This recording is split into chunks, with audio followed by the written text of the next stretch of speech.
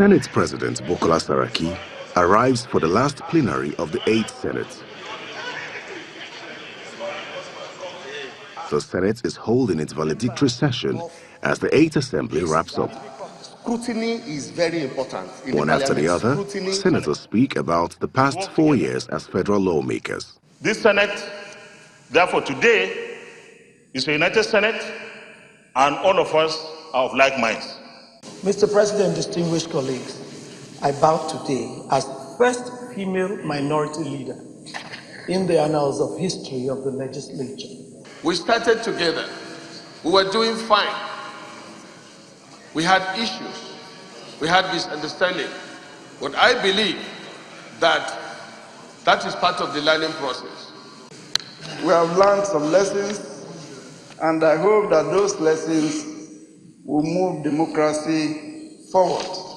The 8th Senate will be remembered for quite a number of reasons, one of which is the invasion of its chambers by thugs in April 2018. That fateful day, when this particular Senate was invaded by hoodlums who came and took our mess, the ordinary staff of this assembly fought back. The clerks, the sergeant-at-arms, the messengers. To wrap up the session, the Senate President speaks of some of the achievements of the Senate beyond passing the highest number of bills. We define ourselves by the belief that we fought for democracy, held government to account, and made personal sacrifices. For some of us, sacrifices are still being made, owing to the fallouts of some of the decisions taken. He has a word for the 9th Senate and receives the applause of the senators. Let me appeal to those of you who are coming back. The support that you gave me, please give it to the next Senate President, because whoever the next Senate President is, he's one of us. He's part of us. And it is in the interest of the institution that this institution stays strong. It is when our institution is strong that democracy is strong. I thank you all. Thank you, my colleagues. God bless you. Thank you so much. Thank you so much. Then he adjourns the Senate. The Senate of the 8th Senate of the Federal Republic of Nigeria hereby stand adjourned. Senate die. The tenure of the 8th Senate has officially ended.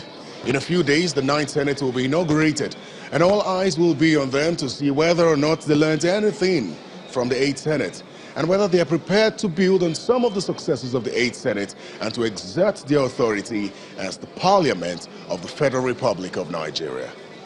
Terry Ikumi, Channels Television News, and I'll hand you over to my colleague Larry Lasisi in the House of Representatives.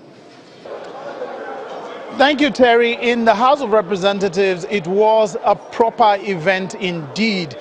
Dignitaries were invited, former speakers, former principal officers, former clerks of the House of Representatives were all invited. Former lawmakers who are now governors also graced the event. The mood is reflective and full of thanksgiving.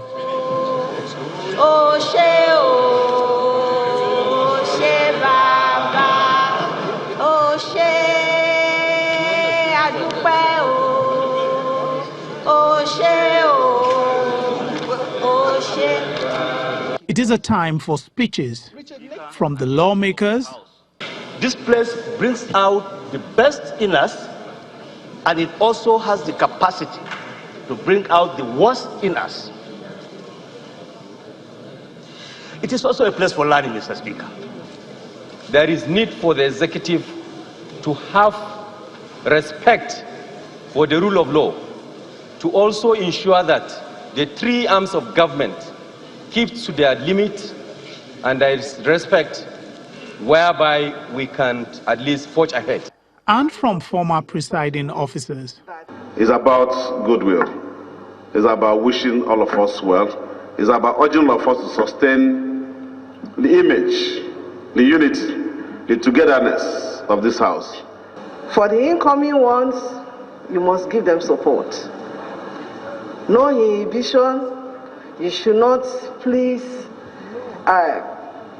harbor any animosity in such a way that it will affect the solidity of this honorable house. The highlight of the event is the valedictory speech by the Speaker of the House. With our collective efforts and commitment, we have deepened and grown democracy with the passage of a total of 382 bills, 76 of which have been assented to by the President, we surpassed the record of the Houses of Representatives that preceded us. Ironically, the 8th National Assembly also holds the record as the most persecuted and harassed parliament ever in Nigeria's history. Progress ceases the very day we cease to disagree. Every invention, every innovation has always come from someone who disagreed with the status quo. No parliament anywhere can win a popularity contest, and parliaments are not meant to receive praise. Any parliament that receives praise, especially from the executive, must be an assemblage of enablers who have abandoned fidelity to their oath of office.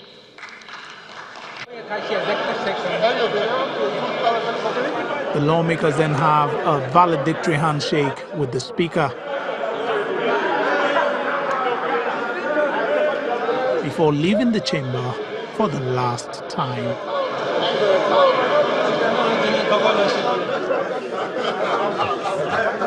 Lanre Lasese, Channels Television News.